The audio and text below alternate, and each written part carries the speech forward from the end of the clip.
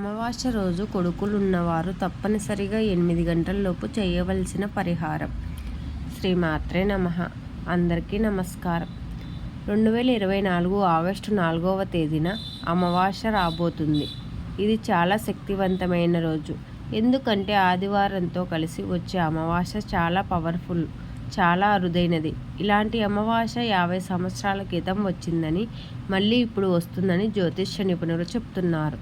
ఈ అమావాస్య చాలా శక్తివంతమైనది కాబట్టి అమావాస్య రోజు కొడుకులు ఉన్నవారు ఖచ్చితంగా ఈ పరిహారం చేసుకోండి.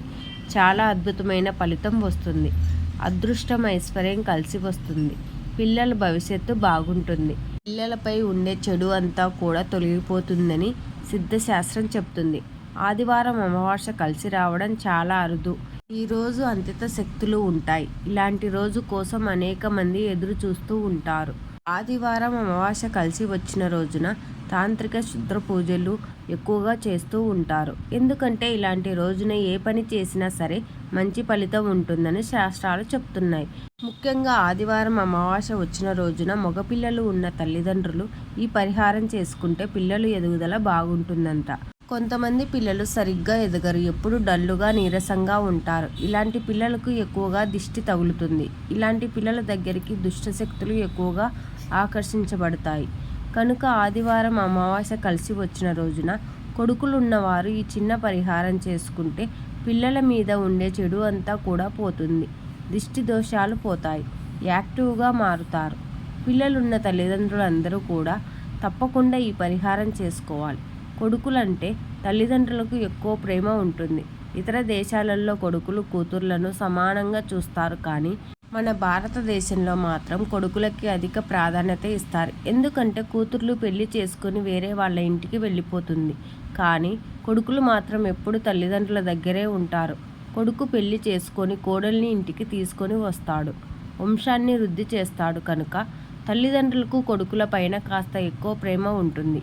అందుకే కొడుకులకు ఏమీ కాకూడదని అనేక పరిహారాలు చేస్తారు. కొడుకులను చాలా జాగ్రత్తగా చూసుకుంటారు.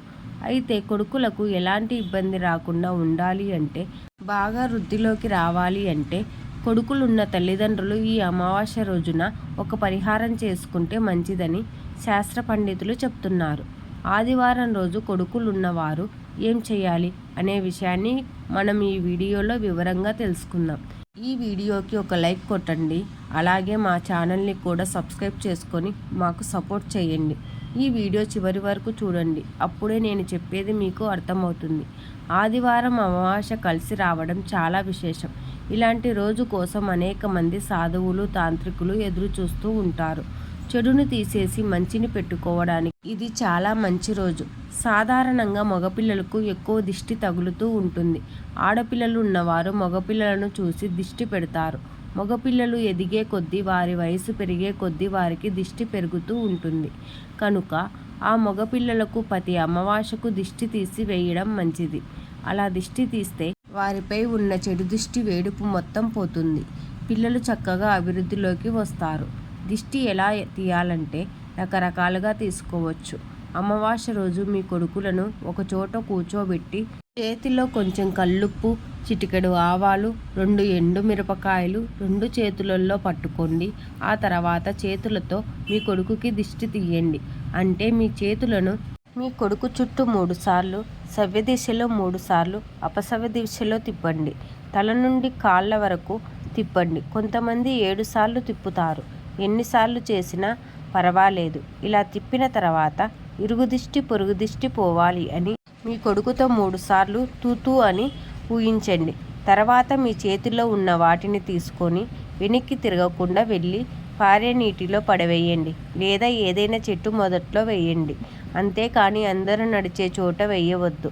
ఆ తర్వాత దిష్టి తీసిన వారు, తీయించుకున్న వారు కాళ్ళు శుభ్రంగా కడుక్కొని ఇంట్లోకి వెళ్ళిపోండి. ఇది దిష్టి తీసే పద్ధతి.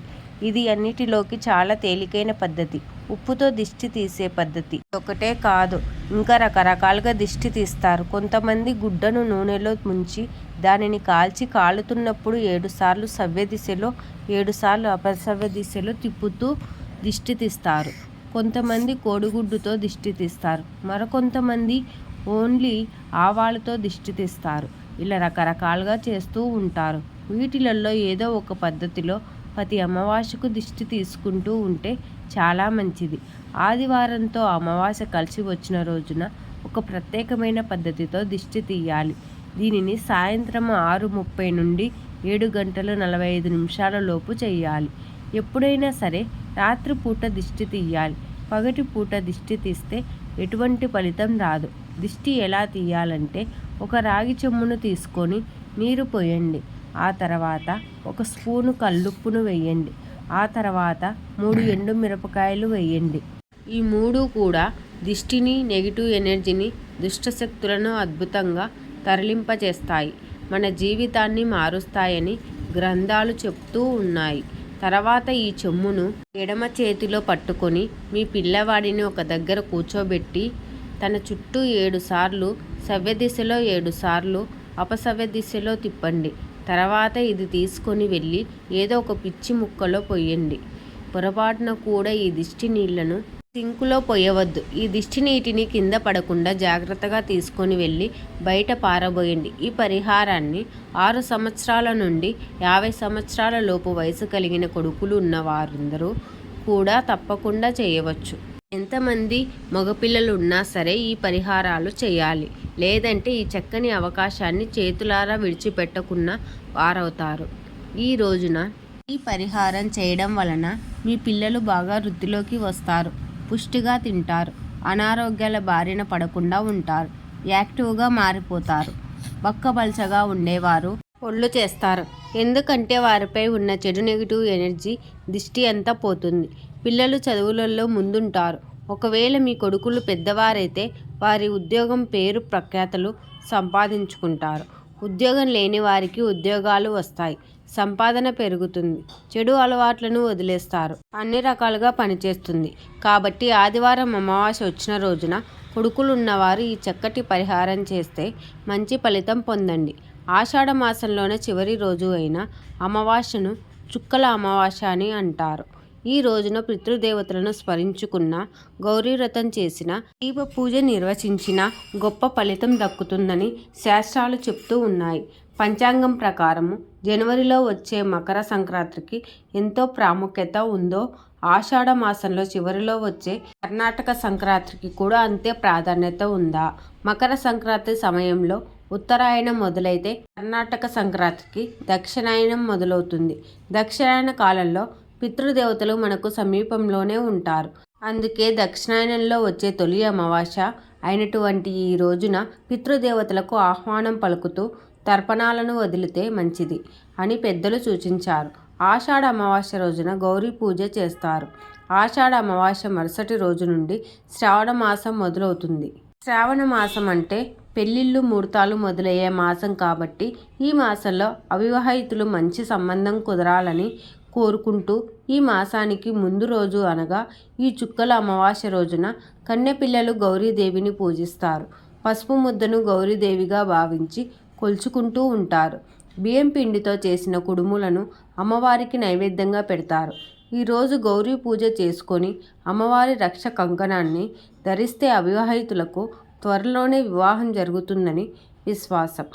ఈ అమావాస్య రోజున పెళ్లి కాని వారే కాదు, కొత్త కోడలు కూడా చుక్కల అమావాస్య నోమును నోచుకుంటారు.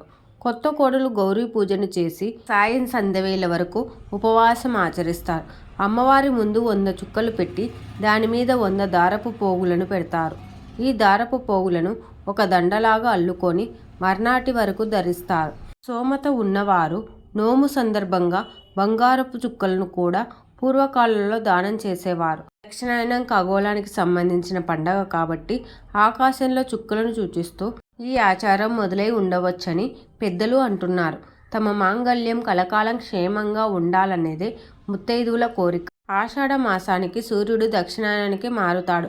రాత్రి వేళలు పెరుగుతాయి, చలి మొదలవుతుంది. చీకటి అనేది అజ్ఞానానికి, బద్ధకానికి, అనారోగ్యానికి చిహ్నాలు.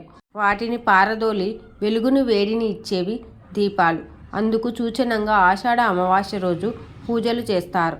ఇందుకోసము ఈటలను లేదా చెక్క పలకలను శుభ్రంగా అలికి వాటి మీద ముగ్గులు వేస్తారు. ఈ పలకల మీద ఇంట్లో ఉన్న దీప స్తంభాలు లేదా దీపపు కుందులు పెడతారు. ఆ దీపాలు పసుపు కుంకుమతో అలంకరించి వెలిగిస్తారు. అలాగే అమావాస్య రోజు శివుని పూజించినా కూడా విశేషమైన ఫలితాలు సిద్ధిస్తాయి. ఈ ఆషాఢ అమావాస్య చాలా పవర్ఫుల్ అయితే ఈ అమావాస్య రోజున అందరూ గుర్తుపెట్టుకొని ఈ 2 వస్తువులను ఇంటికి తెచ్చుకుంటే 7 తరాలకు సరిపడా డబ్బు వచ్చి పడుతుంది.